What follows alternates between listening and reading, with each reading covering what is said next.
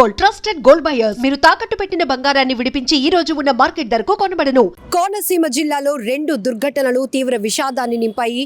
కమిడిలంకలో గోదావరిలో స్నానానికి వెళ్లి 11 మందిలో 3 సురక్షితంగా బయటపడితే 8 మంది గల్లంతైనటువంటి దుర్ఘటన మరొక ముందే కొన్ని గంటలు గడవక ముందే వశిష్ఠ గోదావరిలో స్నానానికి అని వెళ్ళి ఈత సరదా కోసం వెళ్ళి మరొక 3 యువకులు ప్రాణాలు కోల్పోయినటువంటి మరొక బాధాకరమైన ఘటన చోటు చేసుకుంది. ఒక్కసారిగా కోనసీమ జిల్లాలో విషాదం అలముకుందని చెప్పొచ్చు. తమ బిడ్డల్ని కోల్పోయినటువంటి కన్న తల్లిదండ్రుల రోదన అక్కడ తీవ్ర విషాదాన్ని నింపింది. వాళ్ళ కన్నీటి రోదన ఎవరు చెప్పడానికి కూడా మాటలు రావటం లేదు, వర్ణనాతీతం. సో కమిడిలంకలో జరిగినటువంటి దుర్ఘటనలో స్నేహితుడు అభిషేక్ తన ఇంట్లో జరిగినటువంటి ఫంక్షన్కి ఇన్వైట్ చేయడంతో మొత్తం 11 మంది స్నేహితులు, వీళ్ళు చిన్నప్పటి నుంచి ఫ్రెండ్స్, 10th క్లాస్ అంతా ఒకే దగ్గర చదువుకున్నారు, వేరు కాలేజీలు ఇప్పుడు చదువుతున్నారు. అయితే 11 మంది అప్పటి వరకు భోజనం చేసి 1 గంట వ్యవధిలోనే కమిడిలంకలో సరదాగా స్నానం చేసి వద్దాం, ఈత కొడదామని వెళ్ళి గల్లంతైన 8 మంది కోసం 2 రోజులుగా రెస్క్యూ ఆపరేషన్ కొనసాగింది. ఆ డెడ్ బాడీస్ ను వెలికి తీయటానికి 40 మంది ఎన్డీఆర్ఎఫ్ బృందాలు, అలాగే స్థానిక గజ ఈతగాళ్లు కావచ్చు, లేకపోతే మత్స్యకారులు, వీరందరూ కూడా నిర్విరామంగా శ్రమించి మృతదేహాలను అయితే బయటికి తీసుకురావడం జరిగింది. ఈ దుర్ఘటన జరిగి ఇంకా గంటల వ్యవధి కూడా గడవక ముందే ఇప్పుడు వశిష్ఠ గోదావరిలో మరో 3 యువకులు ప్రాణాలు కోల్పోయారు. పి గన్నవరం మండలం నాగుళ్లంకకు చెందినటువంటి 2 యువకులు, అలాగే పశ్చిమ గోదావరి జిల్లా యలమంచిలి మండలానికి చెందినటువంటి ఒక విద్యార్థి అంటే ప్రవీణ్, సూర్యతేజ, పాల్ కుమార్, ఈ 3 కూడా మొన్న 10th క్లాస్ ఎగ్జామ్స్ రాసి మంచి మార్కులతో పాస్ అయిన వాళ్ళు ఇప్పుడు గోదావరిలో స్నానానికని వెళ్ళి అక్కడ జల సమాధి కావటం ఎవరు జీర్ణించుకోలేకపోతున్నారు. 2-3 రోజుల వ్యవధిలో జరిగిన 2 దుర్ఘటనలలో 11 మంది నవ యువకులు, వీరంతా కూడా 13 సంవత్సరాల నుంచి 20 సంవత్సరాలు మధ్య వయసు ఉన్నటువంటి వాళ్ళు, వీళ్ళని కోల్పోవటం ఆ కన్న తల్లిదండ్రుల గుండె రోదన ఎలా ఉంటుందో ఒక్కసారి మనం ఊహించుకుంటేనే కష్టంగా అనిపిస్తోంది. ఈ వేసవి కాలంలో చాలా ప్రమాదాలు జరుగుతున్నాయి. అందులో నీటి ప్రమాదాలు చాలా ఎక్కువ జరుగుతున్నాయి. కేవలం అక్కడ ఈత కొడదాము, సరదాగా వెళ్దాము, సరదాగా గడుపుదాము, అలానే కాసేపు స్నానం చేసి వచ్చేద్దాము, ఈ ఆలోచనే తప్ప ఆ నీళ్లు వెనుక, ఆ జలం వెనుక ఉన్నటువంటి ప్రమాదాన్ని మాత్రం వీరు పసిగట్టలేకపోతున్నారు. అక్కడ లోతు అంచనా వేయలేకపోవడమే ప్రమాదానికి కారణంగా తెలుస్తోంది. 2 దుర్ఘటనలో మొత్తం 11 మంది జల సమాధి అయిపోయారు. కోనసీమ జిల్లా మొత్తం విషాద ఛాయలు అలముకున్నాయి. ఎవరు జీర్ణించుకోలేకపోతున్నారు. గతంలో ఎప్పుడు కూడా ఇలాంటి దుర్ఘటనలు మేము చూడలేదు అంటూ ప్రతి ఒక్కరు, గ్రామస్తులు కూడా కన్నీటి పర్యంతం అవుతున్నటువంటి పరిస్థితి ఉంది. గత 2 రోజులుగా మీడియాలో కమిడిలంకలో గోదావరిలో గల్లంతైనటువంటి 8 మంది యువకుల కోసం కంటిన్యూస్గా నిర్విరామంగా నిరంతరాయంగా వార్తలు ఇస్తూనే ఉన్నాం. అయినా కూడా ఎక్కడ మార్పు రావటం లేదు. తల్లిదండ్రుల పర్యవేక్షణ ఎక్కడ పోతోంది? పిల్లలు అసలు పెద్దల మాట మీరు వినకుండా ఎందుకు అలా ప్రవర్తిస్తున్నారు? అసలు మిమ్మల్ని పోగొట్టుకుంటే ఫస్ట్ మిమ్మల్ని నష్టపోయేది మీ కన్న తల్లిదండ్రులే.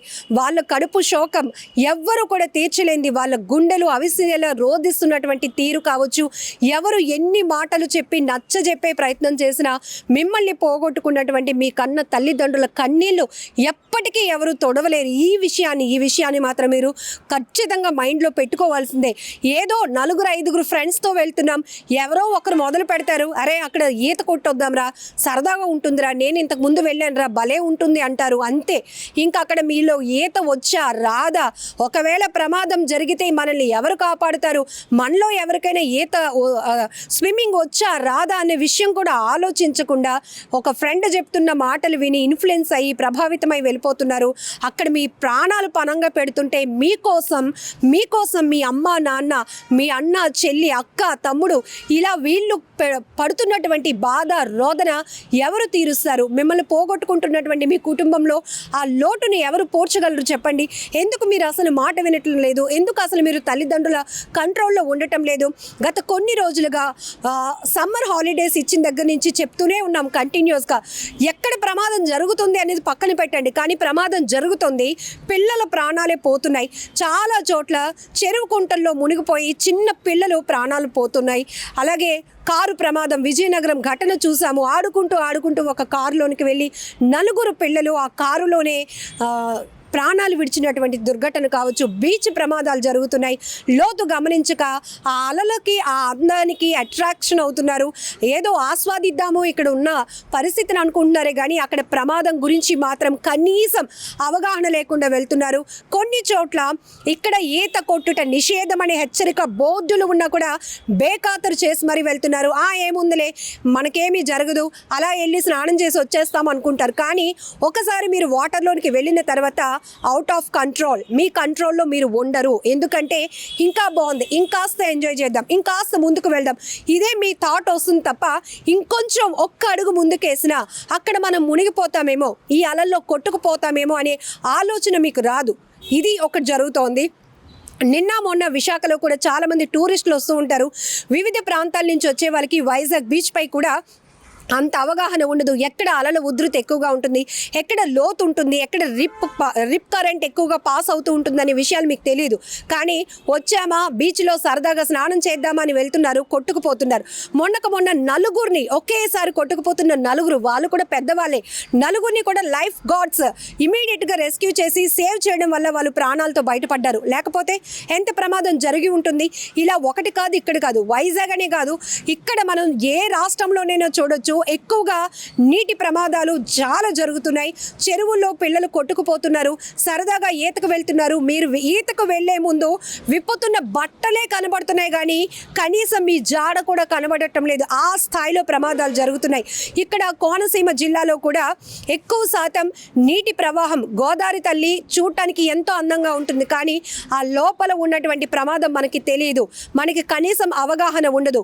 ఆ గోదావరిలో ఏదో స్నానం చేసొద్దాం, సరదాగా ఈత కొట్టొద్దాం, చూడటానికి మోకాళ్ళ వరకే నీళ్లు కనపడుతున్నాయి కదా, మనకేమీ కాదు అని మాత్రం మీరు అనుకోవద్దు. ఎందుకంటే ఇసుక ర్యాంపు తవ్వకాలు కూడా జరుగుతున్నాయి. ఈ విషయం చాలా వరకు తెలియదు కాబట్టి ఆ ర్యాంపుల్లో ఊరుకుపోయి మృతదేహాలు బయటకు రావడం కూడా ఎంత కష్టం అవుతుందో.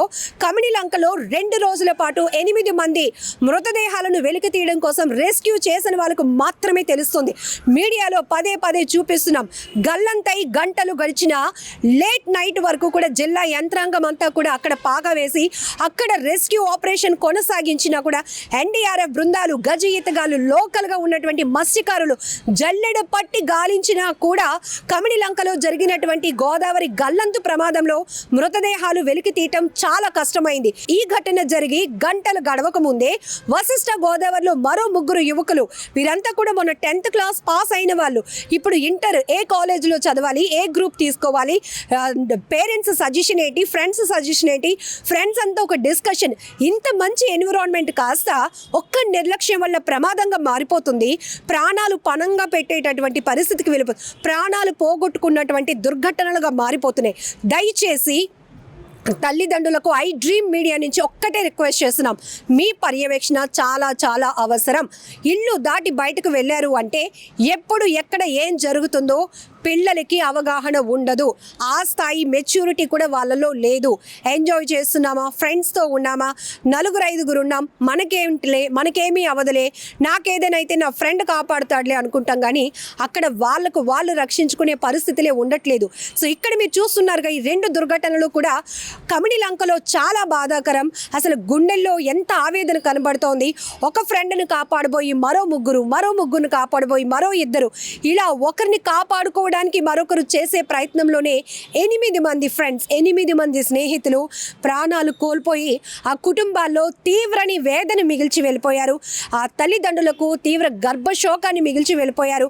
ఆ తండ్రి అయితే 2 కొడుకుల్ని పోగొట్టుకున్నాను, ఒకడు డిగ్రీ ఫైనల్ ఇయర్, ఒకడు డిగ్రీ ఫస్ట్ ఇయర్ చదువుతున్నాడు, నా కళ్ళ ముందే నా పిల్లలు ప్రాణాలు పోగొట్టుకున్నారు, ఫంక్షన్కి వెళ్ళొస్తారు, ఫ్రెండ్ ఇంటికి వెళ్తున్నారు అని అనుకున్నాను తప్ప ఇలా మళ్ళీ విగత జీవులుగా మారిపోతారు అని అనుకోలేదు అంటూ ఓ తండ్రి పెట్టుకున్నటువంటి కన్నీటి రోదన ఇప్పటికీ అలా కళ్ళ ముందు కదలాడుతూనే ఉంది, కన్నీళ్లు తెప్పిస్తూనే ఉంది. దయచేసి మీ పిల్లల బాధ్యత మీదే. పిల్లలు మీరు కూడా ఎంత పెద్ద ఏజ్ వచ్చేసినా, ఎంత మెచ్యూరిటీ లెవెల్స్ మీకున్నా, ఎంతమంది చుట్టూ మీ ఫ్రెండ్స్ ఉన్నా కూడా ప్రమాదం పొంచి ఉంటే ఎవరు ఏమీ చేయలేరు. మిమ్మల్ని కోల్పోతే బాధపడేది మీ పేరెంట్స్ మాత్రమే. ఒక్కసారి గమనించుకోండి, జాగ్రత్తగా ఉండండి. ఇంకొకటి, ఇక్కడ కోనసీమలో 2 ప్రమాదాల్లో ఒక నిర్లక్ష్యం కనపడుతోంది.